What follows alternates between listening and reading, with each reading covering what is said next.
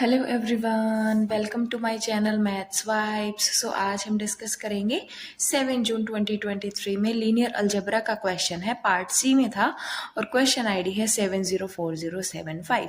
सो question है let A be a 5x5 block diagonal matrix जिसकी entries जो है रियल से हैं विद डायगोनल ब्लॉक्स। ये हमें दो ब्लॉक्स गिवन है, इस डायगोनल ब्लॉक्स हैं।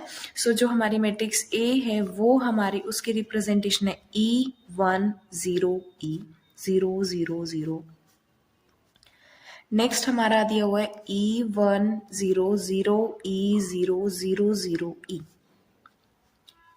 सो जो ए मैट्रिक्स है वो हमारी इस तरीके से 5x5 की दी गई है और ये एक रियल मैट्रिक्स है। सो जो डायगोनल वैल्यूज ई है वो भी हमारी रियल होगी। सो हमें पूछा गया which of the following statement are true. AM of E is 5, A is not diagonalizable, GM of E in A is 3 and GM of E in A is 2। जब ए हमारी इस तरीके से दी गई है, सो जो अगर हम ब्लॉक देखें, एक ब्लॉक हमारा ये बन रहा है 2x2 का, सेकेंड ब्लॉक हमारा 2x2 का ये बन रहा है और ये हमारा थर्ड ब्लॉक। सो 5x5 की जो मैट्रिक्स है, अगर ब्लॉक रिप्रेजेंटेशन देखें तो 2+2+1। जब जितने number of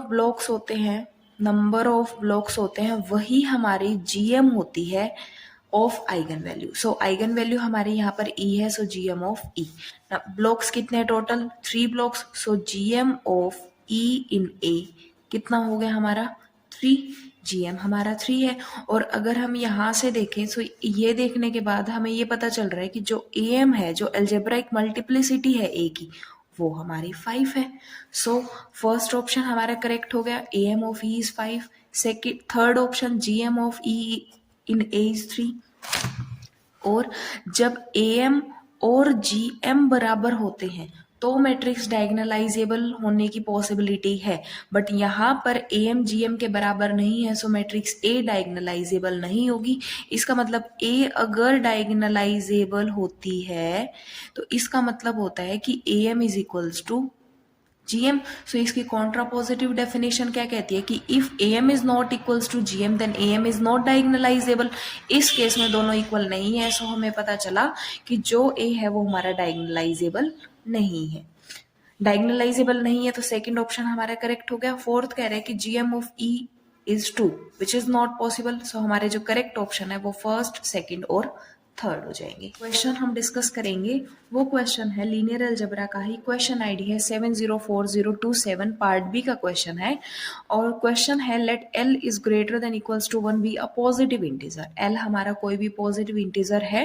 what is the dimension of R vector space. हमारा एक R वेक्टर स्पेस गिवन है, सारी पॉलिनोमियल्स जो 2 वेरिएबल में। हमें ये देखना है कि वेरिएबल्स कितने हैं 2 वेरिएबल्स में ओवर R।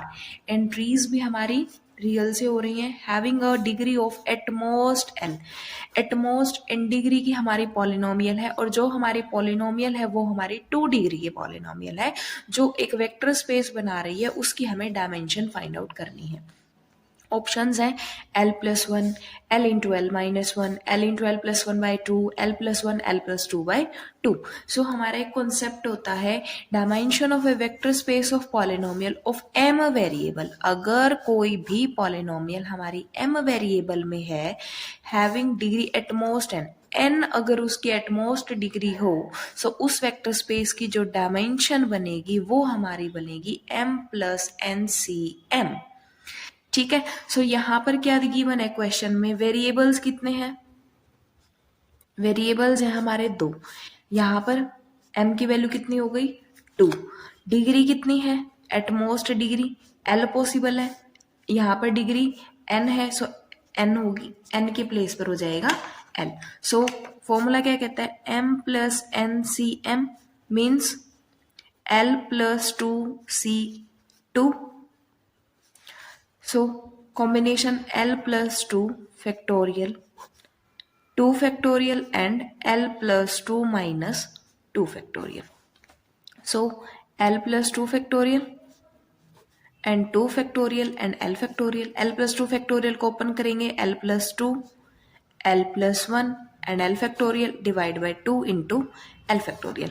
L factorial से L factorial cancel out, so L+1 L+2 by 2 factorial. So हमारा फोर्थ ऑप्शन हमारा करेक्ट हो गया।